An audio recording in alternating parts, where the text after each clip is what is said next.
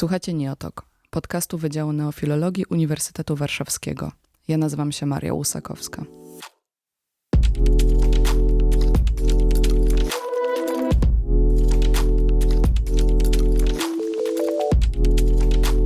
Czym jest niepełnosprawność? Dlaczego niektóre osoby klasyfikujemy jako niepełnosprawne, a inne nie? Jak się zmieniał dyskurs na temat normy i normalności od XIX wieku? Jak niepełnosprawność była i jest przedstawiana w literaturze? Moim dzisiejszym naprawdę wyjątkowym gościem jest profesor Lennard J. Davis z University of Illinois at Chicago, jedna z najbardziej znanych postaci interdyscyplinarnych studiów nad niepełnosprawnością w Stanach Zjednoczonych. Wykształcenie literaturoznawcze otrzymał na Uniwersytecie Columbia w Nowym Jorku. Jest autorem wielu książek na tematy takie jak Dyskursy niepełnosprawności i cielesności w literaturze, Eugenika, Teoria literatury, Reprezentacja biedy w kulturze oraz Americans with Disabilities Act, niezwykle ważnym dla niepełnosprawnej społeczności dokumencie, jednym z tematów, które dzisiaj będziemy poruszać. Cała rozmowa została przeprowadzona w języku angielskim. Serdecznie zapraszam. Professor Lennard Davis, welcome to Neotalk. So good to have you here. My pleasure. So I want to start with your book, Enforcing Normalcy, which I think was one of the most important theoretical foundations of what we came to know today as disability studies. You published it in 1995, and in it you challenge what you call the ableist discourse and the term normal itself. But first, could you tell me how the idea of this book came to you and why did you actually write it? Years ago, I was a scholar of the history and theory of the novel, and I wrote 2 books about that. And my dissertation director and then my colleague and friend, Edward Said, who is the kind of famous person who wrote Orientalism, had always said to his students, you should write about political things. You should, follow the money, see what's happening. And we would always say to him, well, that's easy for you because you're Palestinian and you have the Palestinians. What do we have? And I grew up in a deaf family with deaf parents, and it never occurred to me that deafness was a political issue. It was just my parents were deaf. So what happened was that in around 1990, I was also writing journalism. And I heard about a group called CODA, which is Children of Deaf Adults, that had annual meetings. And I thought, this would make a great story, like for the New York Times, like these people who get together, but they're not deaf, but they speak sign language to each other. So I approached the New York Times and I said, would you be interested in the magazine section? And they said, yeah, go ahead. So I went to Austin, Texas, and I went there kind of very skeptical. And I was waiting in the airport to get picked up, and no one was coming by. And I just thought, was it Austin or Houston? And then all of a sudden, this bus came by with all of these people, and they were wearing cowboy hats and scarves, and that said CODA on it, and they were like very lively. And I thought, oh God, I have to get out of here. But I went, and I was a little resistant. But after a couple of days, it just hit me, I like Paul on the road to Damascus, that this was my life, that I had lived to 30-something without realizing that I'm bilingual, I have this deaf culture. It all hit me. One of the things is I met a couple of people who are professors who were at the conference, and I realized this is an academic subject. I had somehow managed not to think about it. And so when I came back, I didn't write the story, actually. I started thinking, I'm going to write the equivalent of Orientalism, but around deafness. So I started researching it, and I realized pretty quickly that in order to write this book, I would have to know more about disability and not just deafness. So originally I was calling the book Theorizing, because no one had really written theoretically about disability, and I thought, this will be my Orientalist book about deafness and disability. And also I realized that all the work that had been done on disability up to that point was basically from the helping professions, a little bit in the social sciences, but nothing in the humanities. So that's what led me to write the book. And I think one of the reasons this book is so important is that you take on this very difficult task of redefining disability or even maybe defining it for the first time in this like humanistic context. Right in the beginning of the book, you say disability is not an object but a social process. Could you elaborate here, or Sure. Give credit where credit is due. There had been a large body of work done in the UK by Marxists about disability. And so they came up with the concept of the social model. I certainly didn't. For them, disability was sort of actively oppressed in a capitalist culture. And the idea of the social model was that disability as a term was an oppressive term. In other words, people were disabled from their rights and their livelihoods. And they made the distinction between impairment, which would be, you can't see, you can't walk, you can't hear, and a disability, which is the political, social, cultural act of repressing people. But I think what I added to that was a theoretical element. My definition in that book, which I think is interesting, I wouldn't necessarily go with it right now, is that disability is a disruption in the visual field. So in other words, something happens, passes through your eye, and suddenly you see it as but it isn't the person. It isn't the disability isn't the blind man or the person with a cane. It's this kind of theoretical issue about difference. And that also just led me down to this redefinition of normalcy. And the book does a lot of things, but that's what most people remember. And the book is called Enforcing Normalcy. I changed it from theorizing disability to enforcing normalcy. Part of that project was to go back. As an academic, I always want to go back and find out, when did this start? That's probably, if you wanted to look at all my academic work, it would boil down to go back and find out when it starts. So I started, I did what any English professor does. I went to the OED, the Oxford English Dictionary, and I looked up the word normal. And I was shocked to find out that it didn't exist before about 1860 in English. So that really led me down this interesting rabbit hole about how did it start, why did it start, and also what would life have been like before you had the word normal, because it's such an important word now in our culture. That was, I think, one of the breakthrough things that I did in that book.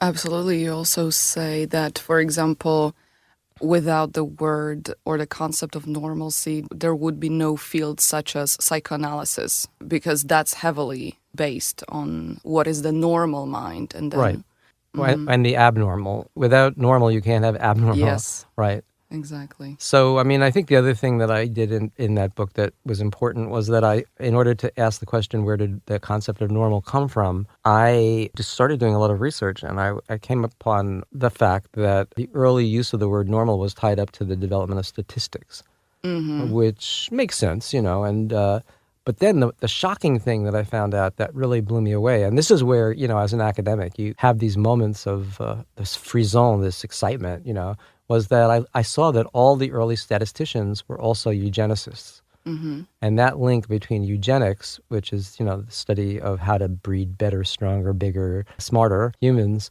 was tied up to this idea of normal. And that made total sense, because eugenics is based on a kind of idea of normal, but also improving the normal. And that's, of course, linked directly to disability, because eugenics saw as its goal eliminating disability and making humans lose their abnormality in a way. And it's also, in a very interesting way, tied to the concept of the nation, right? The early eugenicists, I think they worried a lot about the health or the state of the nation. In those days, nations were pretty monocultural. Actually not, but at least ideologically they were.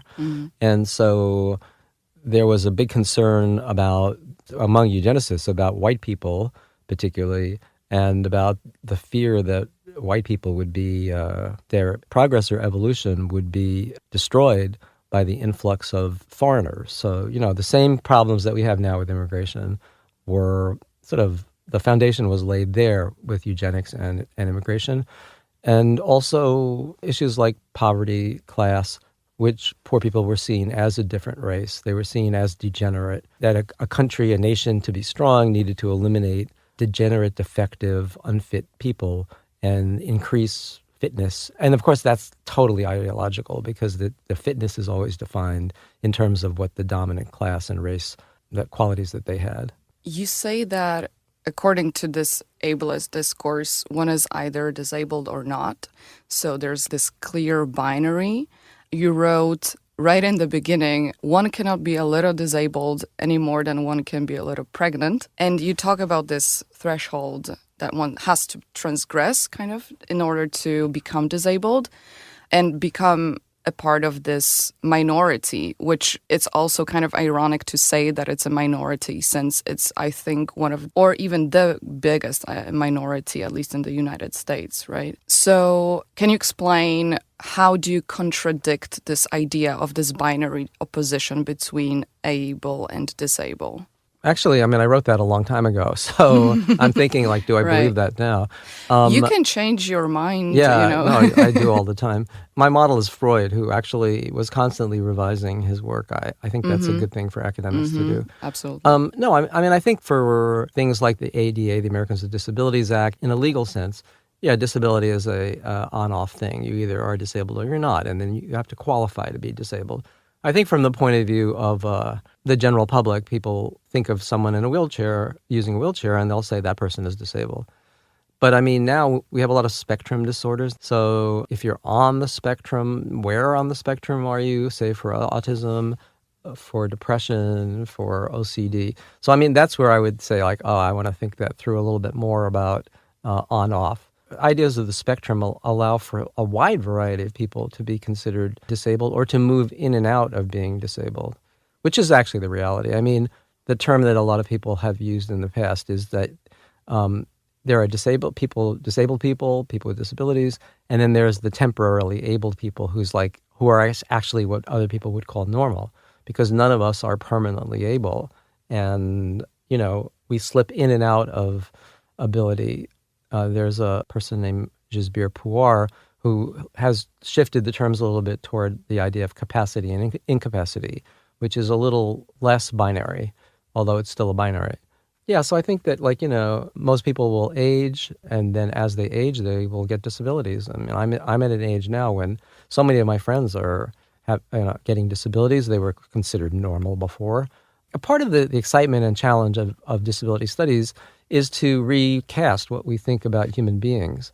So I think it's a good thing. It's a good intellectual exercise to not think of yourself as normal, to reject the idea of normality, and to go with the flow of the idea that your body's in flux, your mind is in flux, you'll come and go and change and move through various phases in your life. That's why I call the book Enforcing Normalcy, because there's this attempt to enforce normalcy, to make everybody be normal. And I think we'd be better off if we blurred the lines and didn't have that binary.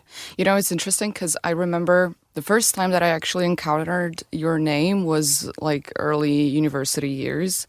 And we were reading some essay or a chapter of yours, and we were discussing it in a seminar. And one of our teachers asked us essentially, what is he saying? And one of the students said, I think he's saying that we should all consider ourselves disabled in a way. And also I remember that for me it was kind of a revelation because I've never thought of myself as a disabled person because, I can walk and I can talk, right? And I see, but then actually I need glasses to see. Without them, I'm really helpless. Like my sight is very bad. So it's very interesting how it kind of made me think about my own identity. I don't know if you would agree with this statement that we should all perceive ourselves as disabled. Well, that might be a little bit. I think there's something to that. I've also heard pushback on that. I mean, there's disabled people particularly don't want the term to be used so loosely that it becomes meaningless. Right. I'd say we all have the capacity to be disabled, and I think we all should expect to be disabled, and the important part about it, because the ideological issue is that disability is seen as a tragedy, that it's seen as that you're fallible, that you're weak, that you're vulnerable, and I think it's important to build into our culture the fact that we will all have some disability at some point, and it doesn't mean it's not a tragedy. I mean, the other side of the tragedy story is the inspiration story. So, a lot of times people look at people with disabilities and go like, "Oh, you're so amazing! Congratulations! You're so strong. You're so strong." And the reality is, we do what we do. I mean, I don't say to you like, "You're amazing because you put glasses on and you can see." What an attempt! Yeah. I mean, in other words, we live our lives. And I was just watching a movie last night called Code of the Freaks that two of my colleagues at UIC made along with some other people. It's about representation of disability in films. One of the people who's involved in making it, Susan Nussbaum, says in the film, no, it's actually somebody else says it. She says, I get this all the time, and it's like I'm not doing anything superhuman. I'm just living my life. I'm just living my life day to day. And you would do the same thing. And I think it's important for people to understand that they would do the same thing. If for some reason you didn't have legs, you would work around that. If for some reason you lost your hearing, you would work around that. In other words, it wouldn't be heroic. It would just be what we do as humans, because humans are good at adapting.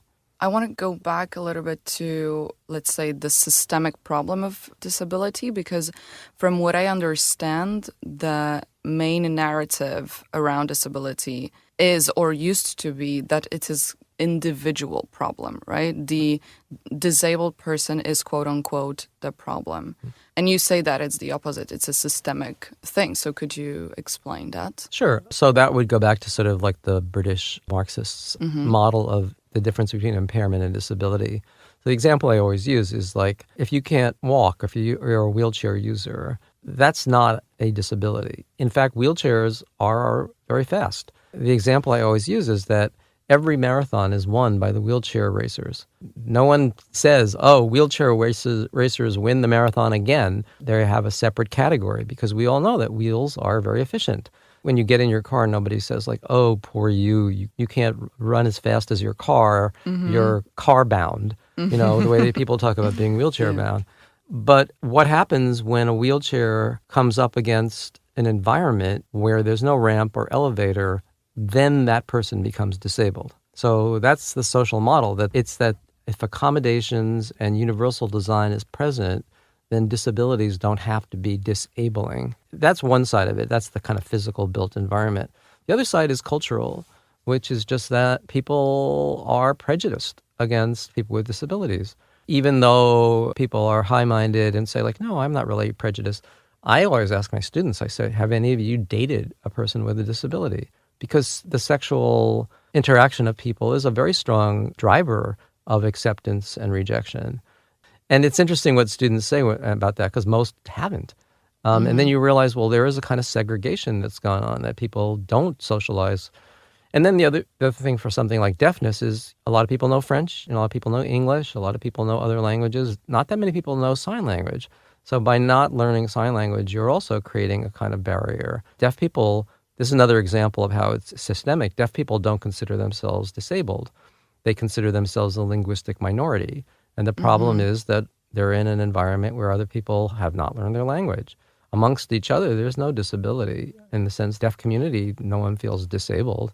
They're all talking to each other. They're communicating, and they have devices that help them see the lights when a doorbell rings, or that informs them when their baby cries. So the thing is that, there is a kind of structure built into society that doesn't allow for the wide range of human diversity that includes disability. And in the U.S. anyway, we have this Americans with Disabilities Act, which has changed the world a lot. The world looks different and acts different because of that law. It's not perfect, and there's a lot of things it doesn't do, but it has changed the environment. Yeah, I wanted to ask you about this. So for those who don't know, ADA, Americans with Disabilities Act of 1990, I understand it was a pivotal moment for people with disabilities, right? Could you talk maybe a little bit, why was this act necessary, first of all, and then how it changed the lives of Americans with disabilities? It's a rights act like the Civil Rights Act in the 60s. And these rights acts don't create new rights. They're usually made when there are rights on the book or like in the Constitution, but they're actually not supported and enforced in any strong way. So that's like the Civil Rights Act. The laws in the books did not discriminate necessarily against African Americans, for example, but there needed to be more regulations and awareness. So the Americans with Disabilities Act was the culmination of a long historical thing. I wrote a book called Enabling Acts, which is about the whole history of the Americans with Disabilities Act. And it's a very long and complicated one, so I can't get into every detail here. But what I will say is that there was a very strong activist movement in the United States that wanted their rights to be codified and enforced. I guarantee you that that law would not pass in the United States now. Why? Because you can't pass any law in the United States now, essentially. And this is one of those... Was it too radical? Yeah, it was too radical. And it just happened to be an interesting combination of social pressure, but also a weird uniting of minds from the Democrats and the Republicans, because, you know, usually the Democrats are progressive, the Republicans are conservative. But in this case, there was a feeling that there would be, it's hard to explain economically, but if there's full employment, then what happens is that wages go up. Because you're looking for more people. This just happened in the United States. Wages go up, then there's the fear on the part of corporations and business that there'll be inflation if wages go up. So they're always trying to like raise interest rates to keep inflation down because they'll be able to, businesses will start firing people and lower wages. Anyway, you need a whole other course about economics to know about that. But the Republicans were like, okay, well, we're going to need more workers. And at some point, there was a projection. We're going to need more workers. And here are all these disabled people. Well, they could be the workers who would help, you know, capitalism at that point. They'd provide what the Marxists call a reserve labor force. So there was a kind of agreement. And the other thing was that there were a bunch of Republicans who had power at that time who either were disabled or had disabled close relatives. So there was a group that formed, Republicans and Democrats, kind of led by Ted Kennedy, whose son was disabled. And everybody, there was a kind of meeting of the minds. It took a while. They had to work out a number of issues, but they passed the law, and it was the largest gathering in the Rose Garden in the White House of ever in history to celebrate that. And it was an important, very important law because basically it means, like, for example, that every new business, every new house in America has to be wheelchair accessible, has to have wheelchair accessible bathrooms. It's more than just wheelchairs, you know, there's a lot more involved. But it just means that the sort of built environment is more, there are so many regulations involved in it. There's a resentment toward that law because a lot of contractors and people who build houses and stuff like have to comply now with all of these regulations. It's had a big effect. You know, buses now are wheelchair accessible in the United States. Taxis are wheelchair accessible. The internet is accessible to people who are blind. There's just been a huge transformation. Like at schools, so many more students now are able to get accommodations because they have learning disabilities or other kinds of disabilities, emotional, cognitive disabilities that allow them to go to college and get it through, which wouldn't have happened before. But what you're saying is that essentially the reason why this act worked was because of money and the economy? That convinced some of the Republicans, yeah. Right. But I mean, the reason I said it wouldn't pass now, you know, what happened was the UN has this UN Convention on Disability, which is basically a kind of carbon copy of the Americans with Disabilities Act. And something like 100 countries around the world have signed on to it. The U.S. won't sign on to it. And there was this sort of pathetic moment about 4 or 5 years ago when they were trying to pass it in the Senate, and Bob Dole, who was a disabled senator and was one of the people who helped this law get passed, came on the floor of the Senate in a wheelchair and said, please pass it. And they wouldn't, because the current mentality is they don't want more regulations, they don't want the UN to tell the United States what to do.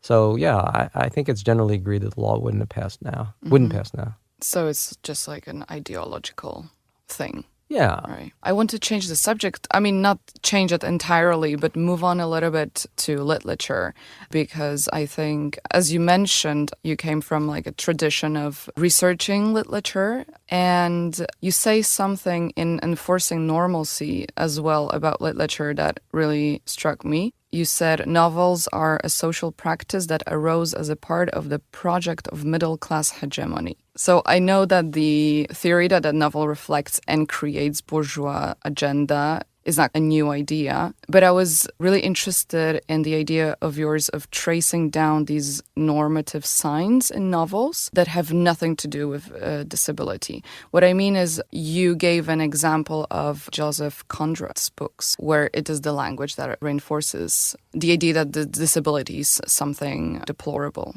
Yeah, I mean, before Enforcing Normalcy, I'd written this book called Resisting Novels, in which I made the argument that not only the subject matter of novels, but the very form of novels, plot, character, conversation, all were deeply imbued with ideology.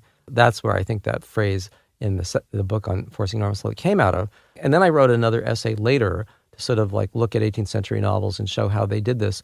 But I think the thing is, like, characters in novels often are sort of everyman characters or every woman characters, and they are kind of neutrally normal. And if they're not, then the whole novel is going to be about their way that they're not neutrally normal. Readers expect certain kinds of normative processing in novels, and novels tend to be about things that concern, say, the middle class, like money, marriage, inheritance. And that's because the middle class itself as a class is very insecure. In other words, especially in the 18th century, it was a new class. A nobility, you could be noble whether you're rich or poor. It's in your blood, it's in your heritage. But the only way you could be middle class is if you have money. And if you lose money, then you're no longer middle class. So a lot of the sort of scary stuff in the novels has to do with losing money or the relevance of money to life. And a lot of the villains in novels are people who want money overtly and will do whatever they can to get it. Whereas the heroes are people who are not looking for money, but end up getting it at the end anyway. I mean, the classic example is something like Jane Eyre, who's poor, who has to work for Mr. Rochester. But of course, by the end of the novel, she gets an inheritance from an uncle. Or Oliver Twist. Yeah, right. Oliver Twist, very similar. And often, and this is just the Edward Saïdian kind of moment, which he pointed out, is that often the money they get at the end comes from the slave trade. Right. So, which is completely hidden in the novel. But yeah, all money from wealth comes from exploitation anyway. So, that's the kind of deep, dark, dirty secret that the novel often doesn't go into. Have you encountered any interesting representations of disability in literature? By interesting, do you mean like valid? Or not distorting or something? Yeah, yes, accurate maybe.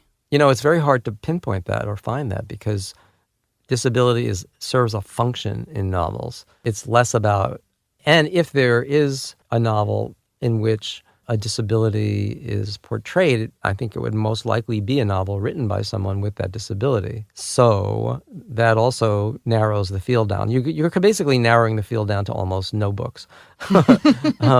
I'm just thinking now there are a number of books that are written by people with disabilities, and those books are good, and they portray the disability in a realistic way. You want me to come up with some titles? I'm blanking right now, but...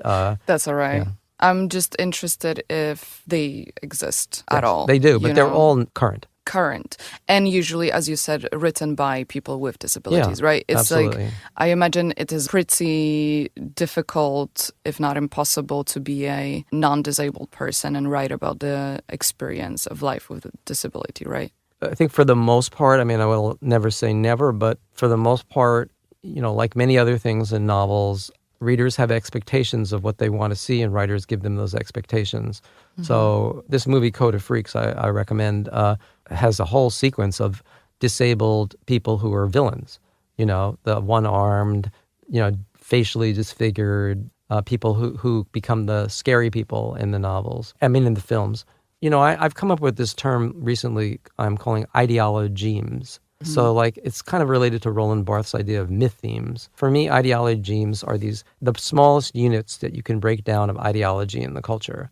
And for me, they float around in the culture and are available for people to use.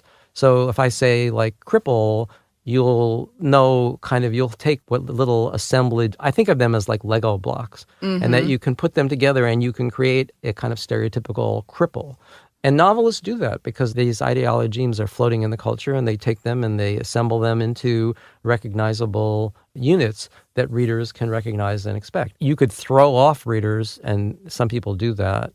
I'm just thinking Jonathan Lethem has a book called Motherless Brooklyn, And in there, there's a detective who has OCD, I think, or Tourette's, one of the two. So yeah, then that's kind of a good thing that it's inclusive. But on the other hand, how much does Jonathan Lethem know about living with Tourette's or OCD? And like there's a TV show called Monk about a detective with OCD who suffers from it, but whose OCD, of course, always leads him to solve the crime in a way that other people can't. For sometimes the disability becomes like a superpower. Those things are part of what I would say is the ideological, stereotypes that are floating around in culture. You have to be a good novelist to like figure out how to not use those. From what I understand, usually in novels, especially in novels that you've talked about in your book from 18th and 19th century, maybe mostly 19th century, disability usually serves a purpose. It's usually a metaphor, right, of something negative. It's not there to represent the disability community. Exactly. That's right. That's well put. I don't have much to add to that. I would say that I always think of the Western, as a genre, and like we all know what the West looks like. We know what it looks like. You mean even West, like the American, cowboy, like cowboy West. movies. We know what it looks like. There's a dirt strip. There's like a wooden sidewalk. There's the saloon with the swinging doors. There's the sheriff with the badge. There's the bad guys. There's the prostitute in the bar. There's always a bar fight. I mean, these are things that, like, that's not really what the West was like. And in fact, I did some research to find out that's not even what saloons look like. Hollywood literally turned the saloons were long, narrow places with the door in the front.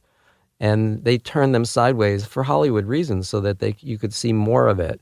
And they didn't all have swinging doors. And I mean, just something as small as that. So, I mean, if you just kind of accumulate all of those things, that builds up what we think the West is like or Westworld is like, but it's not the real thing. So obviously novels are not, they're simulacrum. They're not really the real thing. So the question is, how are they constructed? How do they work? What is the machinery of it that creates the illusions that we like to get? You mentioned something about the serious monk, right? Where the detective is using his OCD to his advantage. What do you think about this kind of, slogan that appears, I think, often, especially when we're talking today, I think about autism, and I hear that quite often on the internet mostly, that, for example, autism is a superpower, or, put a disability here is your superpower. What do you think about that narrative? I understand the motivation behind it. And I think what it's really saying is not necessarily it's your superpower, but that Rosemary Thompson talks about this, has recently talked about this as, we like the idea of diversity. There is diversity in the environment. There's eco-diversity. It's good that we're not all the same. Because if humans were all exactly the same, then, for example, a pandemic would wipe out the entire human race. We have different abilities. I think one of the things we're beginning to understand about something like obesity is that there are genetic and evolutionary reasons why some people are fatter than other people. In a time like the Paleolithic era, when food came and went, those people who could store food efficiently would survive, and those people who couldn't store food would die. So the ability to be, they call it the thrifty gene, the gene that allows you to get as much nutrition from the smallest amount of food. But in a culture like ours, where there's abundance of food, the thrifty gene can become something that creates obesity. But we need that diversity. And so I think that the argument would be more, and I think that the term neurodiverse is being used now to describe people like people who are autistic or have other emotional cognitive differences. The idea that we have this diversity is a good thing. Probably all of our computers and everything wouldn't have been developed unless there were a lot of people who, the term is thrown around about being computer nerds. But there's an aspect of that has to do with being on the spectrum, being able to focus incredibly sharply. It may mean that you don't do so well at, dances and dinner parties, but you might be like completely kick-ass in terms of making computers. So we have to accept the fact that as our bodies are diverse, our brains are diverse, and also our brains change over time. So all of this thing, we have to accept this kind of idea of biodiversity among human beings as well as animals. Yeah, we are not surprised that, one person might be interested in medicine and the other in law, right? That's kind of, we accept that completely. But, I know for my students, and it's actually wonderful now. I mean, I think this is part of the good side of disability awareness spreading. I mean, I teach English literature classes. I'll have students, I notice more and more recently, will say, I listened to that book on Audible or something. I have trouble when I read, but I have no trouble listening. And in the past, that would have disqualified you from being Absolutely. an English major. But I mean, now we can accept that there are many different ways that people learn. And if it comes in through the ear and you process it better as opposed to the eye, like what is the big difference? Mm-hmm. Harder to take notes, but that's about it. Yeah. Harder to underline. I want to come back to representation a little bit because you have a book coming out next year, I think, that it's called Pornography, or How Those with Money Write About Those Without It. And first, I'm a little curious about the trajectory you took from writing about disability to poverty or representation of poverty. And I was wondering, is it maybe because both of these topics are kind of connected to eugenics? Yes. Like when you write a book, there's always a number of reasons you write it. So I have three, at least, for this one. Mm-hmm. One is an anecdote. Okay. Which is that there's this organization called the Society for Disability Studies in the United States, and it holds an annual conference. And it's quite a conference. It's a very wonderful conference of disabled scholars and activists. And there's always a big dance at the end of it where you see all of these people with wheelchairs and, all kinds of disabilities dancing together with their support dogs. And it's just quite an interesting thing. But I was giving a kind of, sort of wonky, theoretical kind of talk to a large group of people. In the Q&A session, a woman got up and she was really angry. And she said, I'm not a scholar. She said, I didn't understand. I'm quoting her exactly. She said, I didn't understand a fucking word you said. Jesus. And she said, I live on a disability stipend where I have almost no money. And in America, that's $12,000 a year, which for America is That's nothing. Poverty, below poverty. Yeah. And she said, I paid to come here and you said all this stuff and I didn't understand a fucking thing you said. So, the audience was aghast. I actually went, you know what? I hear you, and I think you're absolutely right. And I realized I haven't been talking about poverty. Poverty is very much a part of the lives of most people with disabilities. The average in the United States, the unemployment rate for people with disabilities used to be about 80, went down to about 60 because of what I said, that there was full employment, might be going back up. The average person on disability insurance gets $12,000 a year. If you have any savings at all, they won't give it to you. If you have savings that are above, some nominal amount. If you marry somebody who has savings, you lose your disability payments. So it's a form of enforced poverty. And I realized, hey, I haven't been talking about it. So that's reason one. Reason two is that I grew up poor. My parents were deaf. My father was a seasonally employed sewing machine operator in the garment district in New York. My mother worked at home. Women would come to our house and my mother would alter their clothing. We lived in a one-bedroom apartment in the Bronx with all four of us in a very small apartment. So I grew up poor. It's not something I talked about a lot and it was not something I thought about a lot. So that was reason number two. And reason number three is people with disability and people who are poor are sort of the two groups left, and it's changing with disability, but not with the poor, who can't represent themselves, who are often represented by other people, but who don't have the social, cultural, political clout to represent themselves. They don't have the cultural capital to represent themselves. So that's the thing that led me to that. And I understand you're writing about writers who write about poverty while not being poor or coming out of poverty, right? Who had come out of poverty. So can you explain what is pornography? There is a big genre in film, TV, and movies and novels about the poor. A lot of my work is in the 19th century in this book and early 20th century. There was just a kind of craze, if you want to call it that, for writing about poor people. That's one thing. The other thing is that the canonical writers that we know about, like when I tell people I'm writing a book about writers about the poor, they always give me the same authors that they know. And those authors, by and large, were not poor. They came from the middle and upper classes. So like if I say, oh, I'm ready, I'll, at a cocktail party, I might mention it. Generally, you shouldn't do that. Then it leads you to become this sort of boring person with a glass of wine in your hand. But aren't we all that? so they'll say Dickens, they'll say Orwell, they'll say Zola. Do you have anybody else you would add to that list? Victor Hugo, yeah. Anyway, but the point is Steinbeck is a big one, right? The point about those people is that they're all middle class or wealthier. So it interested me why the canonical works are written by people who are not poor. So I came up with this language of what I call exo-writers, endo-writers, and trans-writers. So the exo-writer is the person who's writing about something, a culture, from outside of it. The endo-writer, obviously, writing from within the culture. And the trans-writer, which is an idea that I thought was kind of interesting, and I borrowed the concept of trans-class from a French philosopher named Chantal Jacquet, who wrote a book called Trans-Class. It's only in French. Hasn't been translated. So, and my ultimate point in the book is that who is the best person to write about the poor? It's somebody who is trans-class, actually. Because if you're poor, it's harder to write, harder to get published. But the writers who can best write are ones who were poor, who were able to become trans-class, and then they can be the writers. The worst writers are the exo-writers. Not that they're terrible writers, they're good writers, but they tend to write about the same things over and over again.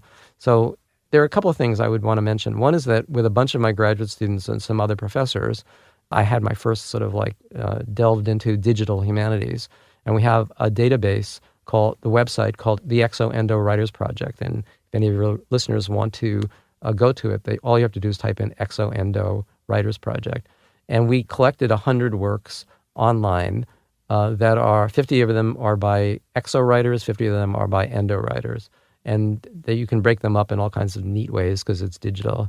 And you could do word searches and work on it. And basically the work that we did and the work that I did, not using the website, but intuiting it, was that what you see over and over again is that exo writers tend to write about filth, about disease, about violence, about sex, about lust, rather than, let's say. In other words, all of the cliches about what people think about the poor. The endo writers, people who come from that culture, tend to write about family, about relationships. One subject is hunger, which is interesting because a lot of the exo writers don't write about hunger. They write about hunger, but they're not writing, they're looking for the beautiful moments or the memorable moments in their lives. And also they tend to be more political. So there's this palpable difference between the two groups. And that really comes out of comparing these works. So would you say that the exo writers have some sort of agenda of normalcy here? Yeah, I think so. I mean, I think they have an idea of what a normal middle-class life looks like, and they've walked around a poor neighborhood, they've looked in through the windows. They don't have much experience, and then based on that, what do you see when you walk around a poor neighborhood? You see dirt, you see clutter, you see lots of people crowded together.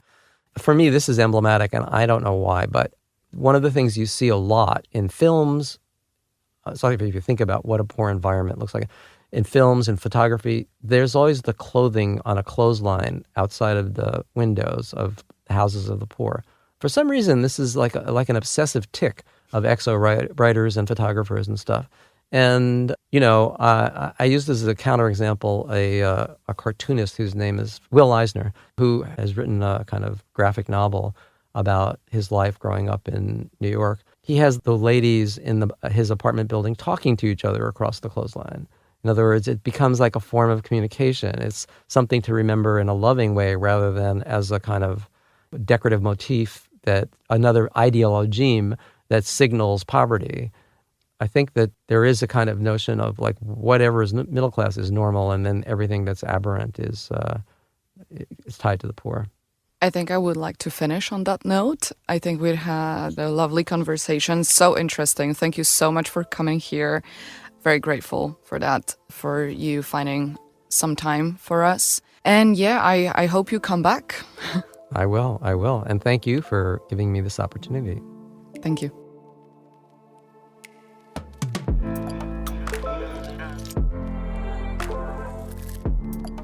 To był odcinek podcastu Neotok Wydziału Neofilologii Uniwersytetu Warszawskiego, nagrany dzięki uprzejmości Radia Campus. Montażem zajął się Franek Wójcicki, a grafiki zrobiła nam Weronika Rosik. Wspomniane w odcinku źródła, książki i filmy znajdziecie w opisie na platformie, z której teraz korzystacie. Zachęcamy do śledzenia Wydziału Neofilologii na Instagramie i Facebooku.